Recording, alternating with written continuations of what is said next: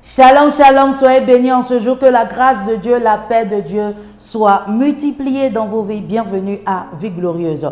Osée 2, le verset 19. Et je te fiancerai à moi pour toujours, et je te fiancerai à moi en justice, et en jugement, et en bonté, et en miséricorde. Je te fiancerai à moi en vérité, et tu connaîtras l'Éternel.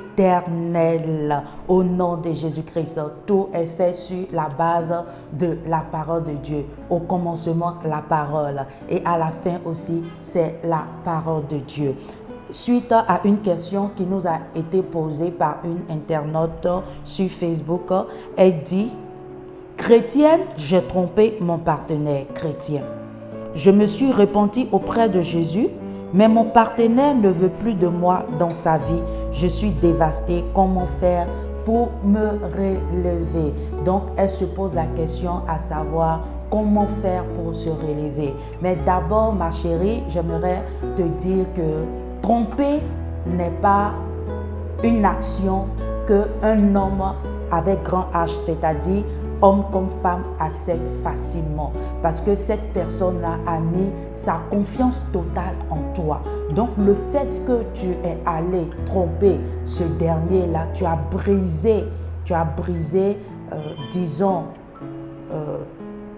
un point entre vous. Tu as brisé cette confiance-là qui était entre vous, et tu as enlevé carrément cet idéal que ce dernier ou bien cette dernière-là avait de toi.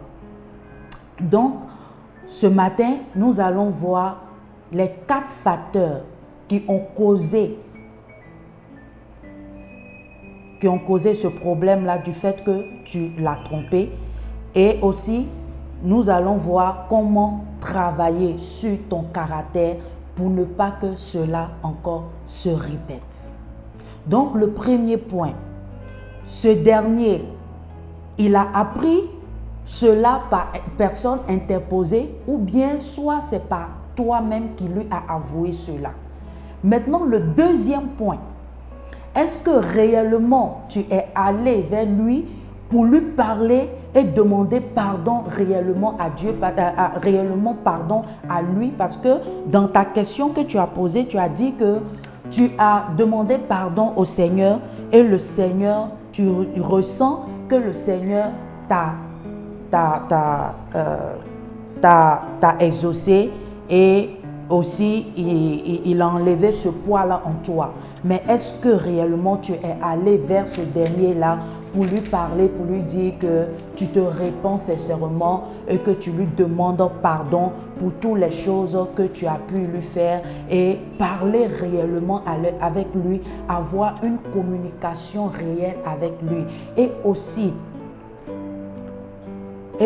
le troisième point, tu dois chercher à comprendre pourquoi tu as fait cela.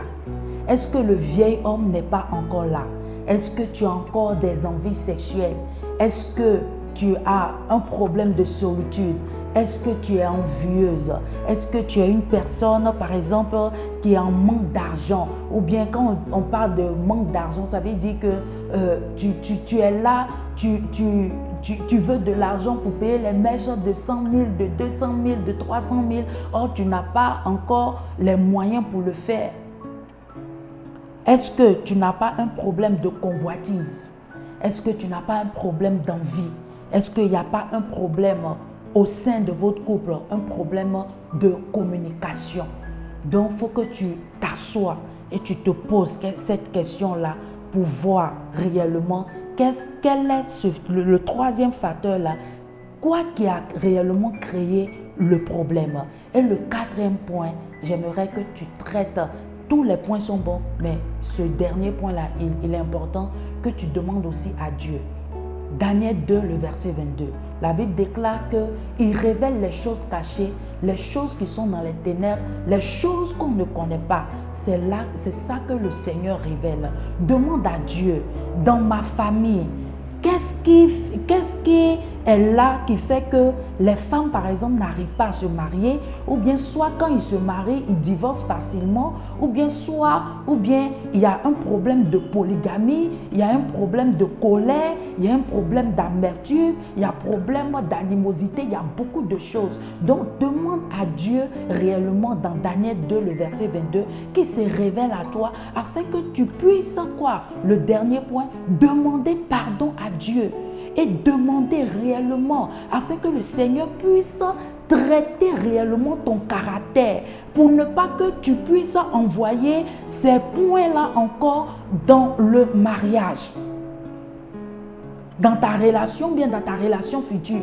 Donc, il est important que tu demandes à Dieu et quand Dieu, tu lui poses la question, il va se révéler à toi. Et quand il se révèle à toi, tu demandes pardon à Dieu. Tu te répands sincèrement et tu invoques le sang de Jésus pour te laver. Et quand tu invoques le sang de Jésus-Christ pour te laver, Hébreux 9, le verset 13 à 14, tu invoques le sang de Jésus pour te laver. Et quand le sang de Jésus-Christ te lave, maintenant tu invoques le Saint-Esprit, que le Saint-Esprit vienne pour te guider, que le Saint-Esprit vienne maintenant pour t'orienter, que le Saint-Esprit vienne maintenant pour te montrer certaines choses, les choses que tu dois ôter dans ta vie, les choses maintenant que tu dois bâtir. Il est important que le Saint-Esprit vienne enlever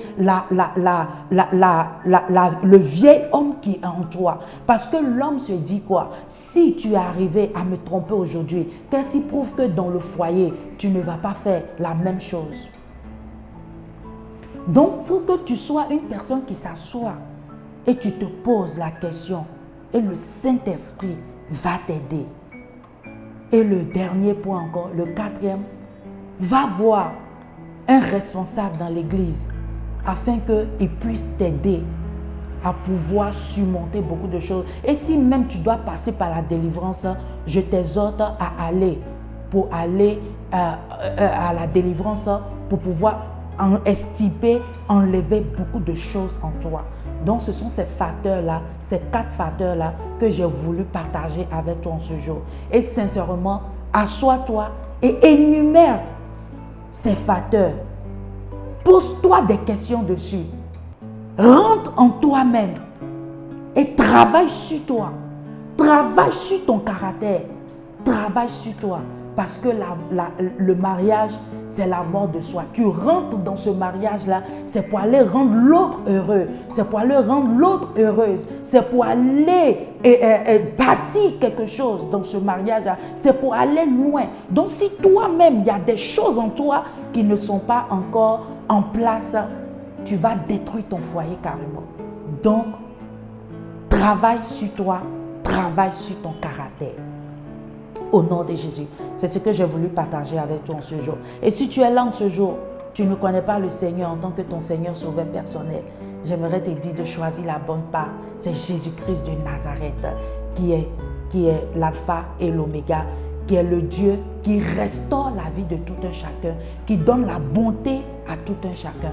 Et tu vas répéter après moi, tu vas dire: Seigneur Jésus, je viens à toi tel que je suis. Je sais que je suis un pécheur.